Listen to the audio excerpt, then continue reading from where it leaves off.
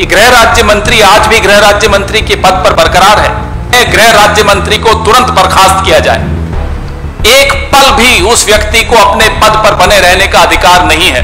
एक व्यक्ति जिसने ठुकराया वो आज प्रधानमंत्री है, दूसरा व्यक्ति जिसने ठुकराया आज वो गृह राज्य मंत्री है। शर्म आनी चाहिए हम सबको कि इस लोकतंत्र में ऐसे लोग स्थापित हो गए।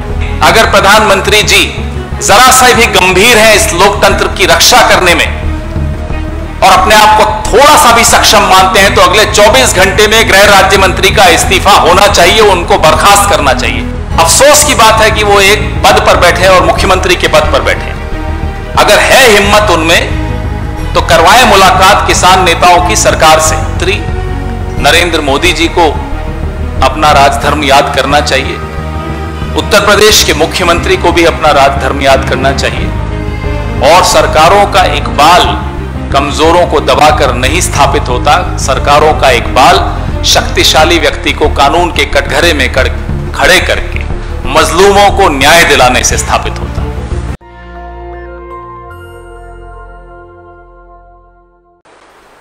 गोरखपुर से लखीमपुर तक जो हमारे लोकतंत्र ने जो सफर तय किया उससे यह स्पष्ट हो जाता है कि भारतीय जनता पार्टी का शासन, उसका इकबाल जिसको कहा जाता है, वो सिर्फ और सिर्फ कमजोर व्यक्ति पर चलता है। शक्तिशाली व्यक्ति के सामने वो नतमस्तक हो जाते हैं, झुक जाते हैं, पूरा लोकतंत्र को झुका देते हैं। बड़े बड़े डायलॉग्स जिनको कहते हैं, उत्तर प्रदेश के मुख्यमंत्री जब से मुख्यमंत्री बने हैं या थोपे गए हैं, जब से वो मुख्यमंत्री राज्य पर, तब से वो जिस तरह के हिंदी पिक्चरों के डायलॉग होते हैं उसके सहारे वो सोचते हैं कि सरकार चल रही है। सरकारें डायलॉग से, नारे से नहीं चलती। सरकार चलाने के लिए एक राजधर्म का निर्वाह करना पड़ता है। राजधर्म ऐसा शब्द है जिसे सुनकर गुजरात के उस वक्त के मुख्यमंत्री भी थोड़े कांप गए थे, जब तत्कालीन प्रधानमंत्री अटल बिहारी वाजपेयी जी ने उनको राजधर्म का स्मरण दिलाया था। आज फिर वो घड़ी आ गई है जब न केवल आज के प्रधानमंत्री, पिछले 5-6 घंटे से लगातार पूछताछ चल रही है, सुना है गिरफ्तारी हुई है। कल माननीय सर्वोच्च न्यायालय ने एक बहुत महत्वपूर्ण सवाल पूछा सरकारी वकील से कि क्या 302 के सभी आरोपियों के साथ ऐसा ही व्यवहार किया जाता है। यह सवाल अपने आप में ऐतिहासिक है। यह ऐसा सवाल है, ऐसी स्थिति नहीं आनी चाहिए थी कि माननीय सर्वोच्च न्यायालय को यह सवाल पूछना पड़ जाए। और ऐसी स्थिति क्यों आई, इसका जवाब हम सबको ढूंढना होगा। जब जब बेबस इस पिछले 7 साल में पिटे इस हिंदुस्तान में, हम में से कुछ लोगों ने खड़े होकर मास्टर स्ट्रोक बताया, तालियां बजाई, वाहवाही दी साहिब को। ये आज जिस मोड़ पर हमारा लोकतंत्र खड़ा हुआ है, ये उसी का नतीजा है कि जब जब कमजोर आदमी पिटा गया, तालियां बटोरी गई। यह वक्त ऐसा है जब हमें आत्मचिंतन, हम मीडिया में हो तब भी करना चाहिए, विपक्ष में हो तब भी करना चाहिए। सरकार से उम्मीद नहीं है कि वो कोई आत्मचिंतन करे। ऐसी स्थिति कैसे पैदा हो जाती है कि गृह राज्य मंत्री आज भी गृह राज्य मंत्री के पद पर बरकरार है और इतने दबाव के बाद प्रियंका गांधी, पूरा विपक्ष, कांग्रेस पार्टी, पूरे दबाव डालने के बाद आपने उसको 6 घंटे की पूछताछ के लिए बुलाया। बड़ा ससम्मान बुलाया, इज्जत देकर बुलाया। कहीं कोई दबाव नहीं, कहीं कोई प्रॉपर्टी उनकी बेच दी जाएगी, ऑक्शन कर दी जाएगी। जो जो डायलॉग आते थे हमने और आपने सबने सुने, ऐसा कुछ नहीं हुआ। आज हम ये सवाल पूछना चाहते हैं कि गृह राज्य मंत्री को उस पद पर बने रहने का अधिकार किसने दिया, क्यों दिया, कब तक दिया। हम उस पार्टी के लोग हैं जहां हल्का सा आरोप लगा, हमने अपने मंत्रियों के इस्तीफे दिए, गलत किया लेकिन किया। वो आरोप बेबुनियाद थे लेकिन फिर भी हमने इस्तीफे लिए। इसलिए हम उस नैतिक कर्तव्य को समझते हुए, हम उस नैतिक अधिकार को भी मानते हैं कि हम मांग करते हैं गृह राज्य मंत्री को तुरंत बर्खास्त किया जाए। एक पल भी उस व्यक्ति को अपने पद पर बने रहने का अधिकार नहीं है। ये वो व्यक्ति है कि जब उस वक्त के प्रधानमंत्री अटल बिहारी वाजपेयी जी ने भी पत्र लिखा था उत्तर प्रदेश के मुख्य सचिव को इनके खिलाफ कार्रवाई करने के लिए, तब भी कोई कार्रवाई नहीं की गई थी। 2 बार राजधर्म की सलाह अटल जी ने दी, दोनों बार ठुकराई गई।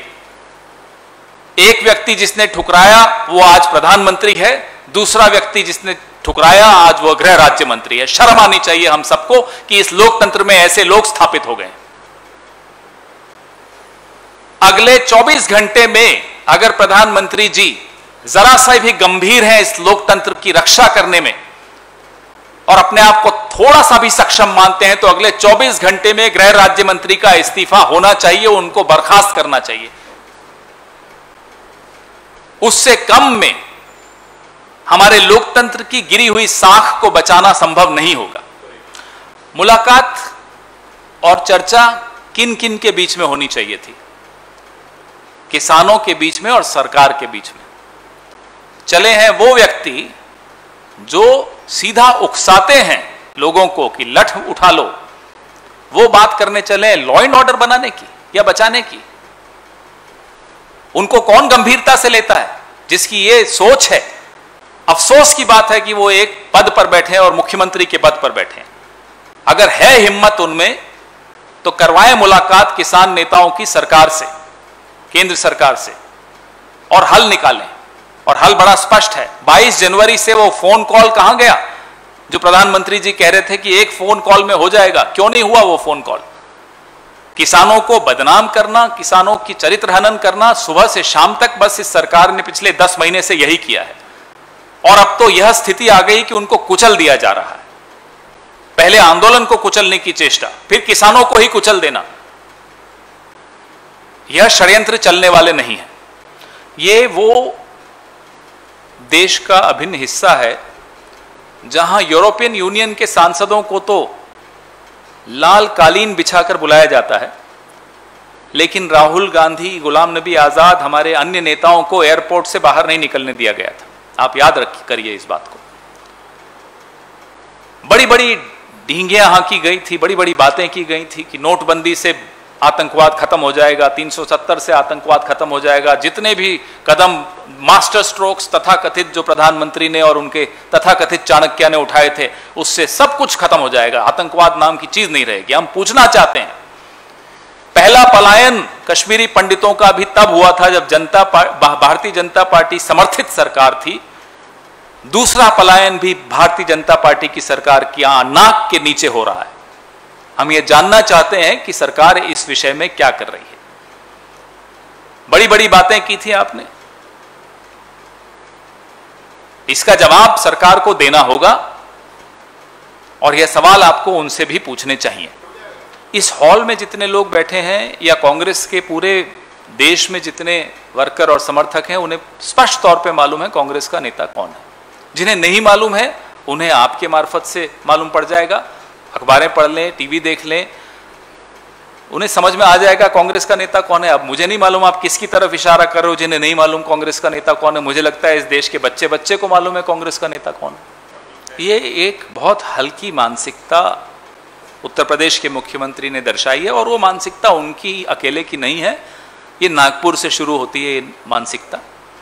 और पूरी भारतीय जनता पार्टी और इनके तमाम जो संगठन है राष्ट्रीय स्वयंसेवक संघ के, उनमें ये व्याप्त है मानसिकता, जिसमें जो जाति व्यवस्था है, कुछ जातियों को ये निम्न मानते हैं, उनको हेय दृष्टि से देखते हैं, महिलाओं को ये हेय दृष्टि से देखते हैं।